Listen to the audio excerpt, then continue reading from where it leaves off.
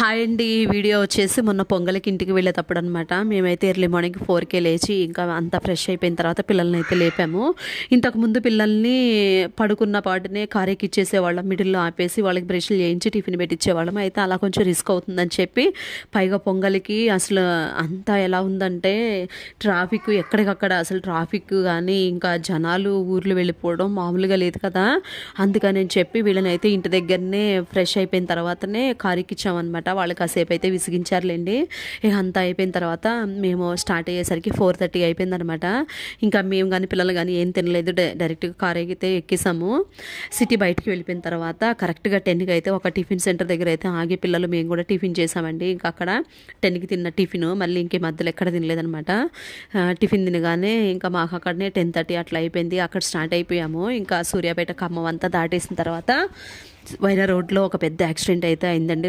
2 లారీలు అనమాట.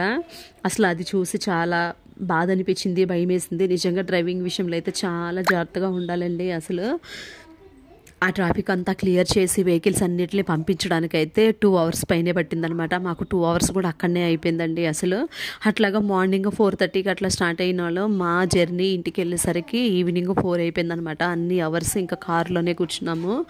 పిల్లలైతే ఇక మధ్యలో లేవడం పడుకోవడం అట్లా అయితే చేస్తున్నారు. ఇక అక్కడ లారీ కనిపిస్తుంది చూడండి, ఎంతలా ఇదైపోయిందో. అసలు చాలా బాధ అనిపించింది ఆ యాక్సిడెంట్ చూసి. పిల్లలైతే పడుకున్నారండి. ఇంకా